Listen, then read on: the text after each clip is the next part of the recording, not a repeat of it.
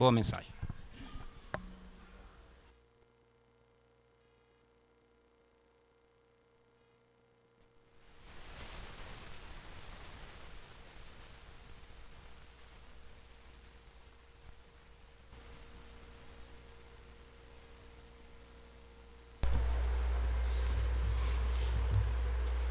Boa noite, irmãos. Saudamos a todos com a graça e a paz de Jesus Cristo, nosso Redentor amado. Convido-os a abrir a palavra do Senhor no segundo livro dos Reis, capítulo 23. Hoje eu pretendo terminar aquela série de mensagens biográficas na vida de Josias, trabalhando a reforma espiritual que ele promoveu em Judá naquele tempo. Então hoje nós vamos encerrar esta sequência, abrindo lá no capítulo 3,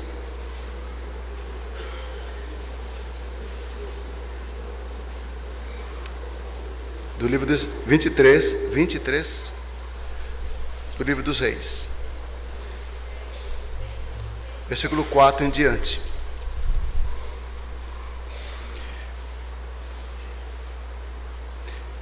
Josias foi instrumento de Deus de uma renovação espiritual na vida da nação naquele período do seu governo, e ele, com muita coragem e temor, ele promoveu uma verdadeira reforma religiosa na vida daquela nação. Então nós vamos trabalhar em cima disso,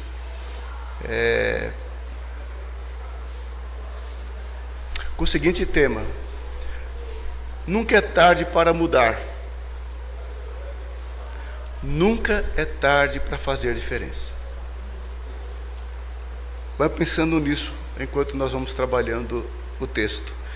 Então, o rei ordenou ao sumo sacerdote Ilquias e aos sacerdotes da segunda ordem e aos guardas da porta que tirassem do templo do Senhor todos os utensílios que se tinham feito para Baal e para o poste ídolo e para todo o exército dos céus, e os queimou fora de Jerusalém, nos campos de Cedron, e levou as cinzas dele para Betel.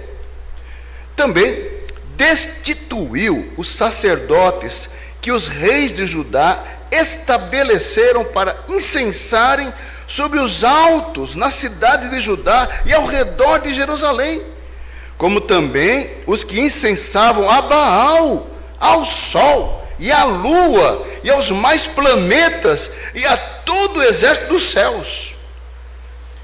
Também tirou da casa do Senhor o poste ídolo, uma estátua profana, que levou para fora de Jerusalém, até o vale de Cedron, no qual o queimou e o reduziu a pó, que lançou sobre as sepulturas do povo.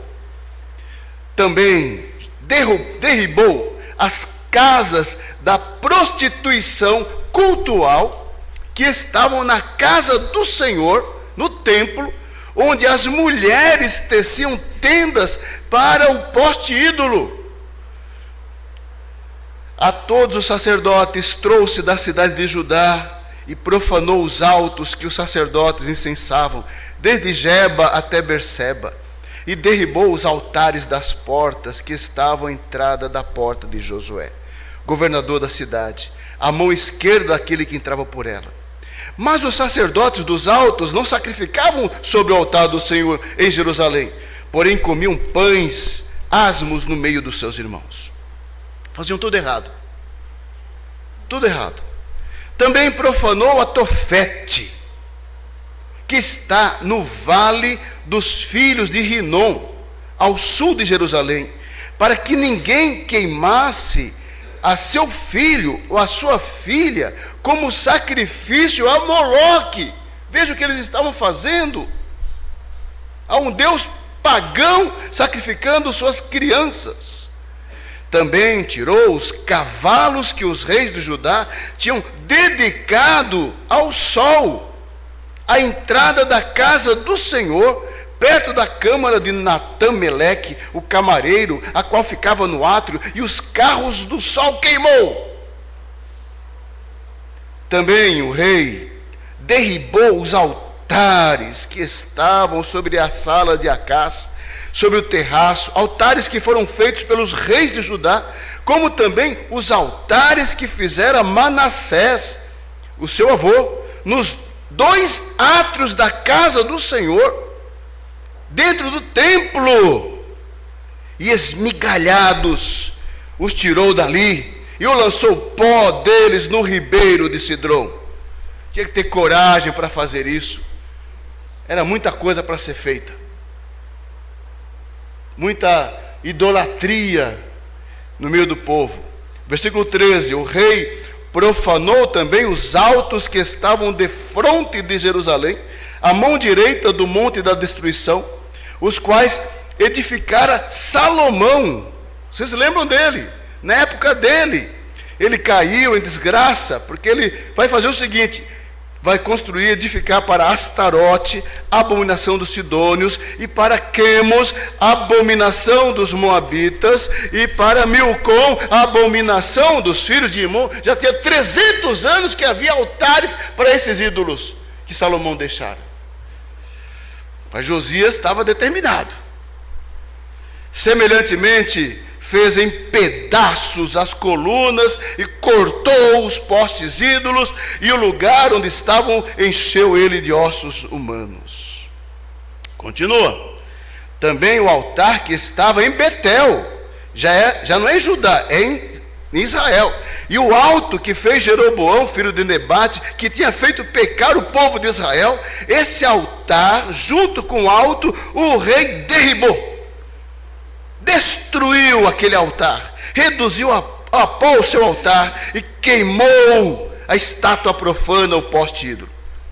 Olhando Josias ao seu redor, viu as sepulturas que estavam ali no monte, mandou tirar delas os ossos e os queimou sobre o altar, e assim o profanou, um altar profano, idólatra. E ele fez isso segundo a palavra do Senhor, que apregoara o profeta, o homem de Deus, que havia anunciado estas coisas anteriormente, e Josias cumpriu a profecia. Depois você pesquisa direitinho. Então perguntou: que monumento é este que vejo? Eles responderam, os homens da cidade, responderam: é a sepultura do homem de Deus, que veio de Judá e apregoou estas coisas que fizeste contra o altar de Betel. Ou seja, já faz quase 300 anos. Josias então disse: deixai-o estar, ninguém mexa nos seus ossos. Assim deixaram estar os seus ossos com os ossos do profeta que viera de Samaria. Também tirou de Josias de todos os santuários dos altos que havia na cidade de Samaria, e que os reis de Israel tinham feito para provocarem o Senhor a ira. Notem, tirou todos os ídolos, todos os altares, os altos profanos ele tirou, que tinham provocado o Senhor a ira. Ele fez segundo todos os atos que tinha praticado em Betel. E fez mais Josias no versículo 20, e matou todos os sacerdotes que não eram de Deus, eram falsos sacerdotes, dos altos que havia ali sobre os altares, e queimou ossos humanos ali sobre eles, e depois então voltou para Jerusalém. Uma grande reforma ele fez. Coragem, destruiu tudo, um a um, em todo lugar, em toda a terra. Tinha que ser feito. A idolatria em Israel era profunda, era séria, já havia séculos ali. Versículo 21, veja o que ele fez mais. Deu ordem então o rei a todo o povo, depois de fazer toda essa purificação, olha o que ele fez. A ordem dele ao povo todo: celebrai o quê? A Páscoa ao Senhor. Agora sim, depois de arrancar a idolatria e derrubar os altares, ele chama o povo: agora vamos adorar corretamente, agora nós vamos celebrar de uma forma certa. Celebrai a Páscoa ao Senhor vosso Deus, como está escrito neste livro da aliança. Que maravilha! É assim uma ação de Deus na vida de um povo. Ele santifica, ele purifica. Aí o versículo 22 diz assim, olha o detalhe: porque nunca se celebrou tal Páscoa. Veja só, a Páscoa foi instituída lá no Êxodo, através de Moisés. Nunca se celebrou tal Páscoa como esta, desde os dias dos juízes que julgaram Israel, nem durante os dias dos reis de Israel, nem nos dias dos reis de Judá. Já fazia 400 a 500 anos que não se celebrava de uma forma bíblica a festa de adoração ao Senhor. Corria o ano 18º do rei Josias, quando esta Páscoa se celebrou ao Senhor em Jerusalém. Vocês estão notando o que ele fez. Isso é avivamento, é despertamento. É arrumar a vida, arrumar a casa, abolir o que está errado e se voltar para Deus. Finalizando a leitura, nós vamos até o 25. Aboliu também Josias o quê? Os médiuns, os feiticeiros, os ídolos do lar, os ídolos e todas as abominações que se viam na terra de Judá e em Jerusalém. Notem, ele trabalhou a coisa de uma forma institucional. Os altares profanos, os templos e os ídolos. Mas ele tinha que atingir algo mais ainda. Sabe o que tinha que atingir? A casa das pessoas. Eliminar a idolatria não apenas dos prédios, dos templos, das paredes, mas do coração daquele povo. Por isso que ele disse, aboliu os médiuns, os feiticeiros, os ídolos do lar, os ídolos de todas as abominações que se viu na terra praticada pelo povo, para cumprir as palavras da lei que estavam escritas no livro que o sacerdote Ilquias alçara na casa do Senhor.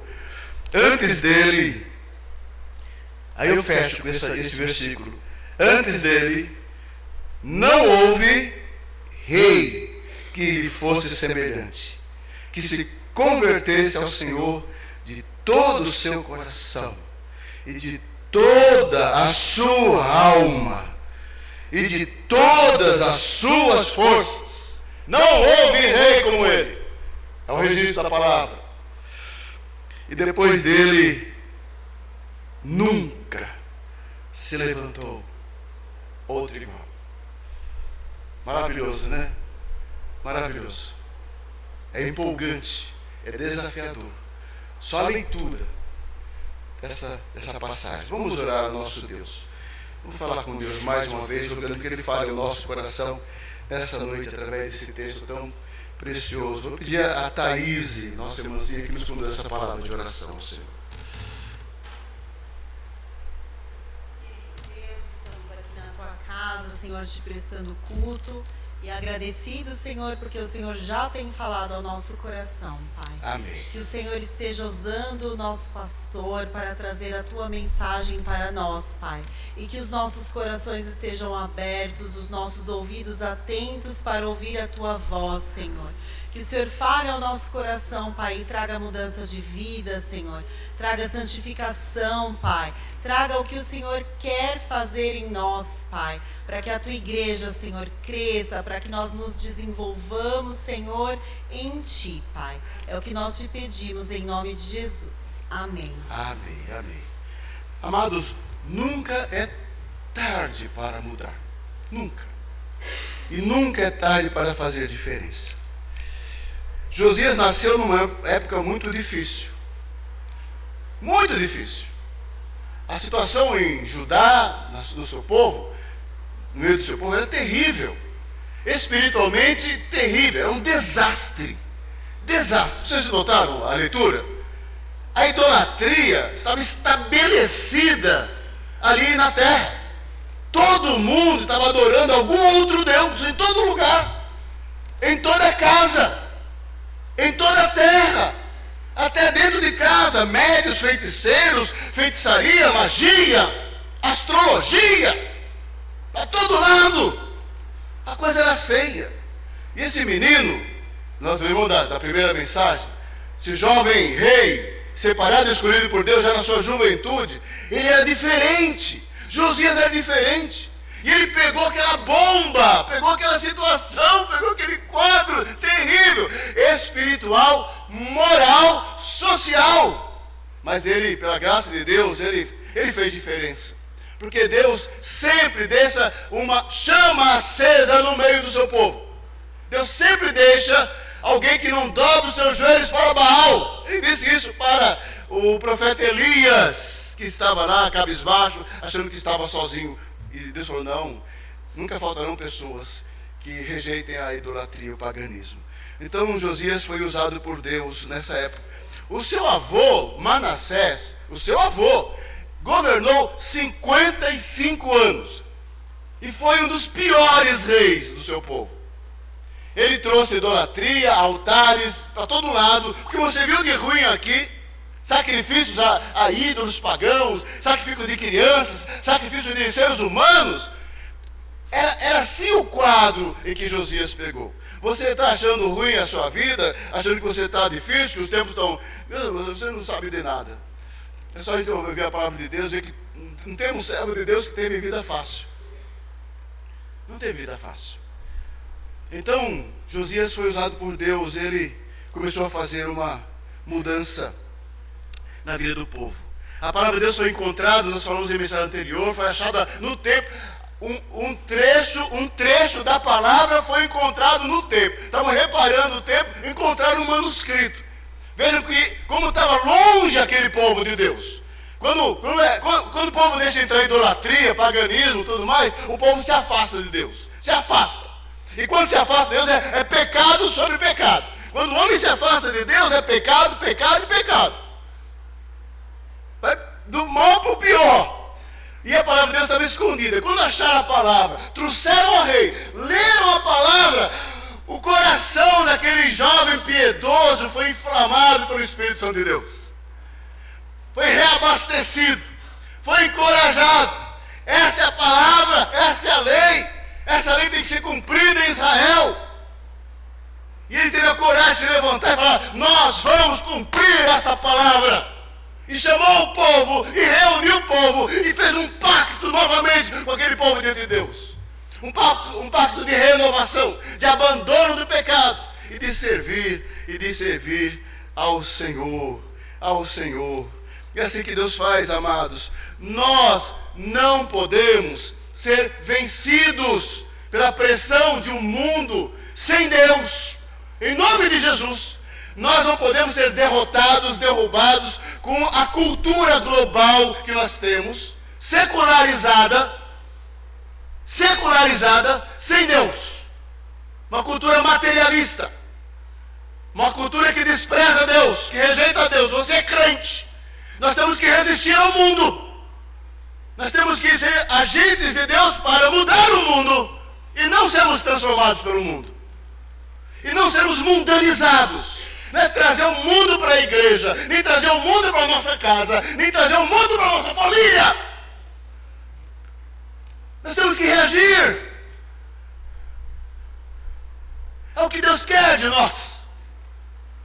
Uma atitude espiritual. Que a palavra mexa no teu coração para mudar. Sair da mesmice religiosa, desse domingo, e não mudar nada na tua vida. Dessa mesmice. E vai passando o tempo, você vai esfriando, vai esmorecendo, vai desanimando. Meu Deus! Em nome de Jesus, amado, volte para o Senhor. Volte para o teu Deus. Renove os teus votos ao Senhor. Renove os teus compromissos com a palavra do Senhor. É assim que produz Deus um avivamento. É no nosso coração, acima de tudo. Foi assim que houve na vida de Josias. Que coragem daquele moço. Era um moço. Que coragem! Enfrentou a liderança, enfrentou os sacerdotes, enfrentou os falsos profetas e falou, eu vou mudar o povo. E ordenou, e foi feito. Porque para ser um crente assim comprometido tem que ter coragem, tem que ter atitude, tem que dizer não ao pecado. Falar, eu vou mudar, em nome de Jesus. E ele teve isso. Maravilhoso. Josias tinha um coração piedoso, já falamos isso na primeira mensagem. Ele teve um coração quebrantado diante da palavra. Ele tinha um coração pronto a obedecer na terceira mensagem. Então ele promoveu a renovação. E hoje, nós vamos ver bem objetivo e simples. Veremos que ele tinha um coração totalmente consagrado ao Senhor. Por isso ele se dispôs a eliminar a idolatria no meio do povo e restaurar o culto correto ao Senhor. Primeira coisa, nessa renovação, além de ter um coração piedoso e quebrantado, ele tem um coração disposto a eliminar, erradicar o pecado na nação. É o que nós vimos aqui, nós já lemos. Ele ordenou que fosse tirado do templo objetos profanos, a Baal, a Quemos, queimou tudo isso lá fora, destituiu os sacerdotes profanos, tirou da casa de Deus uma estátua dentro do templo, uma estátua profana, um poste ídolo dentro da igreja. Ele arrancou aquilo. Olha como estava a situação da nação, perdida. Dentro da casa de Deus, um poste ídolo, e estava ali há tempo. Josias arrancou aquele negócio, derrubou, destruiu. Derrubou casas de prostituição que havia. Vocês têm noção disso? Isso é paganismo puro. Sacerdotes cultuais que ofereciam seus próprios corpos num ato profano e pagão aos adoradores, como se estivesse adorando uma deusa ou um deus num ato sexual. Está na casa de Deus, diz o texto, derrubou casa de prostituição cultural. Sabe o que é isso mesmo? Meu Deus, o povo estava perdido, mas ele fez isso. Ele profanou o altar de Tofete, que ofereciam crianças. Ele tirou da casa de Deus, que tinham cavalos dedicados ao Deus Sol. Você acha que é isso? Arrancou, profanou os altares que Salomão, há 300 anos, já tinha colocado ali para Astarote, para Quemos, para Milcom, Deus dos Amonitas, Moabitas e Sidônios. Ou seja, amados, ele eliminou a idolatria naquele povo. É assim que começa um despertamento na nossa vida. Nós temos que limpar a sujeira do nosso coração. Os nossos ídolos não são de madeira, de mármore, de bronze, que aqui é o caso. Os nossos ídolos estão no nosso coração. Pensa que não? Amamos o dinheiro, amamos a carreira, amamos pessoas mais do que Deus. Os ídolos estão em nosso coração. Não é Deus que está em primeiro lugar, outras coisas estão. Então, algo vai começar a acontecer quando eu e você, nós arrancarmos de nós, da nossa vida, da nossa família, da nossa casa, aqueles altares profanos que desonram o Senhor. Temos que mudar. Nossos hábitos, nossas escolhas, têm que eliminar a idolatria de nossa vida. Vemos um dia uma sociedade assim que nos atrai de muitas maneiras com seus falsos ídolos. E só começa uma vida espiritual quando ele fala, de arrancar aquilo que desagrada a Deus. Amado, aí é uma questão pessoal, é você e Deus. Eu vou deixar com você, é você voltar para casa e falar, Senhor, tem coragem de orar, Senhor, tira da minha vida tudo aquilo que desagrada ao Senhor. Tira, Senhor. É um vício, é um hábito, é um isso, seja o que for. Mas tem que orar, você tem que tirar. Não sou eu não. É você, meu irmão, minha irmã. Chega lá e orar e ter coragem de arrancar aquele ídolo que está lá na tua casa, na tua gaveta, no teu guarda-roupa, no teu coração. Você arrancar, isso aqui não agrada a Deus. E eliminar da tua vida, amado, em nome de Jesus. Tenha coragem. Limpa a tua vida, amado. Que sua vida e seu coração seja cheio do Espírito Santo de Deus, da sua graça, da sua bondade, misericórdia. Que Deus faça uma obra no nosso coração. Bom, feito isso, a segunda coisa importante, depois de limpar a casa, de purificar toda idolatria, temos que tirar todo resquício de idolatria na nossa vida, de paganismo. Você acha que não tem crente supersticioso, não? Acha que não tem, não? Tem uns crentes que tem umas manias aí, né? Tem umas manias, meu irmão, em nome de Jesus, para com esse negócio de superstição aí, viu? Né, qual é o seu signo, qual não sei o que, e não sei o que e tal. Vamos parar com umas coisinhas aí mundanas, paganas na tua vida. É sério. A gente até brinca, né? Não tem brincadeira com coisa... Não tem que brincar com coisa séria, não.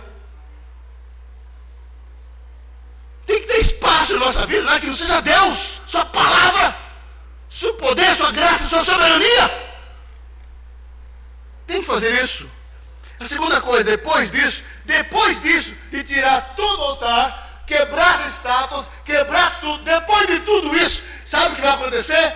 Aí sim, reúne o povo, vamos celebrar a Páscoa do Senhor, vamos adorar a Deus como Ele quer, o culto sério, o culto certo, o culto abençoado por Deus. Como o Jorge ressaltou aqui no nosso momento de louvor, o culto verdadeiro ao Senhor, em espírito e em verdade, o culto agradável a Deus. Mas um culto agradável parte de corações limpos, mãos limpas, mente limpa, que não está comprometido com o pecado, nenhuma outra coisa. Isso tem que acontecer na nossa vida. É o culto verdadeiro. Não o meu culto e o teu culto. O culto do nosso jeito. O culto que eu gosto. Qual culto que você gosta? Ah, nós gostamos assim. Nós gostamos daquilo. Ah, eu não gosto muito assim não. Então vamos ali. Ali o culto é diferente. É melhor, eu gosto, me sinto bem. Meu Deus do céu! Não tem o culto que a gente gosta. Nós adoramos a um Deus que colocou em sua palavra regras, normas, princípios para a vida e para a adoração ao Senhor. Ele estabeleceu o tabernáculo no deserto. Ele separou os sacerdotes e levitas e estabeleceu leis de santidade para o altar, para a tenda, para os objetos de santidade. O culto é prescrito por Deus, não é pelos homens. Mas nós temos muito do culto humano. Nós temos muito do homem em nosso evangelismo contemporâneo. Muito do ser humano, tudo é para o homem. É para satisfazer o homem, para agradar o homem, para que atrair o homem, para segurar o homem. Meu Deus, ninguém está preocupado com Deus, com a honra de Deus, a santidade de Deus, a vontade de Deus. Mas é no ser humano. Então isso é um falso evangelho. Esse Deus verdadeiro, ele promove mudança de vida. Mudança de vida. Eliminar o pecado. Agora você vir adorar o Senhor. Inteiramente. Amém? Purificação, adoração. Terceira palavra só para gravar essa mensagem. Purificação, adoração, correta, Páscoa. Terceira e última, consagração. Não houve, o texto disse, está lá no versículo, né? 25. Não houve rei que fosse o quê? Semelhante. Isso é mudar o mundo. Eu e você fomos chamados por Deus, separados, para uma grande obra. Não é a minha obra, mas a obra de Deus. A obra de Deus é grande. Eu e você fazemos parte de uma grande obra em que Deus está conduzindo a história. Deus é o Senhor da história. Ele é o autor e é o diretor da história. Essa história tem um começo, tem um meio, tem um fim que o Deus, autor, já determinou na eternidade, para a eternidade. E eu e você em Cristo Jesus fazemos parte de algo muito grande, que é o reino de Deus. Amém? Que é o reino eterno. Por isso que essas coisas da vida aqui são passageiras e temporais, porque o que Deus tem para mim é algo muito maior do que qualquer coisa que eu tenho aqui. A plenitude espiritual não está em ter uma vida próspera, sem problema, com saúde e feliz. Não! O plano de Deus é muito mais do que isso, da qual nós fazemos parte. É maravilhoso. Às vezes nós nos esquecemos disso. Achamos que ser um crente abençoado é porque minha oração foi respondida, porque meus problemas foram resolvidos. Aí somos abençoados. Mas e se Deus não ouvir nossa oração? E se Deus não ouvir aquela tua oração? E não te tirar daquela aprovação? E vou dizer algo mais. Se aquela aprovação foi Deus que mandou. Você entende isso? É importante entender isso para saber que todas as coisas cooperam para o bem daqueles que foram chamados para a eternidade por Deus. Que mesmo que soframos lutas, dificuldades, tribulações, nós somos vitoriosos, sim, em Cristo Jesus, na eternidade. Mesmo que passe por lutas, tempestades, no rio da vida, mas o Senhor está conosco, e o Senhor tem algo muito mais maravilhoso para nós, na sua glória. Esse é o Deus, o Senhor, que Josias encontrou.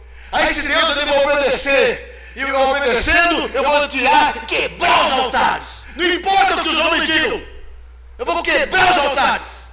E vou ordenar o povo a fazer a coisa certa. Tem que ter coragem, meu irmão, de fazer a coisa certa. Não o que está no seu coraçãozinho, não o que você está sentindo. Para com isso em nome de Jesus. Obedeça a palavra. Seja forte. Seja fiel ao Senhor e à sua palavra. Faça o que Deus quer que você faça.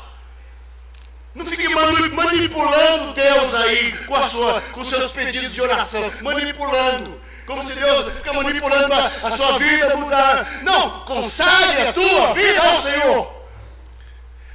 Nunca houve rei que servisse como ele. O texto fala de todo o coração, de toda a alma, de toda a força. É o que o Senhor quer de mim e de você. É o que Deus nos chama para melhorar, para mudar. Não importa quanto tempo você tem no Evangelho. Quanto tempo você tem no Evangelho? Eu tenho 45 anos. Eu tenho de convertido 45 anos já. Lembro como hoje, a minha conversão e o meu batismo. Já faz 45 anos. Mas eu sei que a cada dia eu tenho que colocar na mão de Deus, para Deus mudar a minha vida. A melhor versão de mim não é essa não. A melhor versão de mim é o que Deus quer fazer na minha vida. Não é o que eu acho que estou satisfeito. Não fique, cuidado para não se sentir já satisfeito. Você fica, é um risco para estagnar. E a estagnação na vida de um crente é um problema. Vai se tornar um crente morno, indiferente e não cresce. Em nome de Jesus, eu chamo você nessa noite a desejar algo mais do Senhor. Eu quero mais do Senhor. Eu quero ser cheio da graça. Eu quero ser cheio do Espírito Santo. Eu vou mudar a minha vida. Eu vou ler mais a Bíblia. Eu vou orar mais. Eu vou cantar mais. Eu vou louvar mais. Eu vou trabalhar mais. Eu vou servir mais. A palavra-chave é mais. Amém? Eu vou me pôr mais na mão de Deus. Isso não tem idade. Pode ser jovem, alguém mais maduro. Não tem idade. Não tem idade. Abraão foi chamado com 75 anos de idade. Moisés foi chamado lá na montanha, tinha 80 anos para libertar o povo. E foi Moisés. Então não tem esse negócio de idade, não. É fé, é entrega, é sinceridade. O Jorge ressaltou a sinceridade da nossa fé, da nossa adoração. Ao cantar, vem derramar. A gente cantou aqui, né? Vem derramar. Vem mesmo? Você está pensando o que está falando? Vem derramar na minha vida teu Espírito, Senhor, plenamente. Para que eu saia daqui na quarta igreja, no culto de hoje, 1º de setembro, mudado, transformado, desafiado, encorajado, pelo poder do Espírito Santo de Deus. Para fazer uma mudança na minha vida, na vida da minha família, na minha casa, na minha igreja, com os meus amigos e em todo lugar. Amém? Que você saia daqui com isso no seu coração, que ao participar da ceia, seja a confirmação do Senhor na sua vida. Esse renovo do Senhor no seu coração. Como Josias, ele foi um grande instrumento de Deus. Aí o Senhor finaliza com algumas aplicações.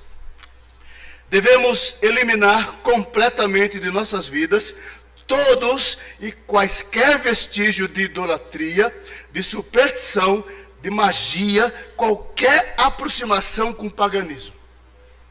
Coisas que são abomináveis diante de Deus. Crente, não brinque com isso. 2. Devemos confessar e declarar a majestade e a glória de Deus como o único Deus verdadeiro, Criador dos céus e da terra, provedor, sustentador e governador do universo. Soberano. 3. Devemos adorar a Deus em espírito e em verdade, exaltando e bendizendo o seu nome de todo o nosso coração, toda a força e todo o entendimento. Devemos adorá-lo do seu jeito, na sua ordem e com o seu propósito. Um culto santo, um culto verdadeiro, um culto integral. E em último lugar, devemos consagrar a nossa vida inteiramente a Deus. Todo o nosso ser, nossos dons, talentos, recursos, bens, o nosso corpo inteiro consagrado, a nossa força, nosso empenho e disposição da vida, nossos sonhos e nossos projetos. Devemos buscar sempre a sua glória acima de tudo, a sua vontade acima da nossa vontade, a sua lei acima dos nossos desejos, hábitos e vontades. Devemos viver por Ele, por meio dEle e para Ele. Que Deus nos abençoe. Que Deus promova um grande despertamento espiritual nas nossas vidas. Vamos curvar as nossas frontes e vamos orar ao Senhor. Uma oração de consagração ao nosso Deus. Consagração. Consagrando a nossa vida, pedindo perdão pelos pecados, mas colocando nossa vida inteira nas mãos do Senhor. Vamos orar.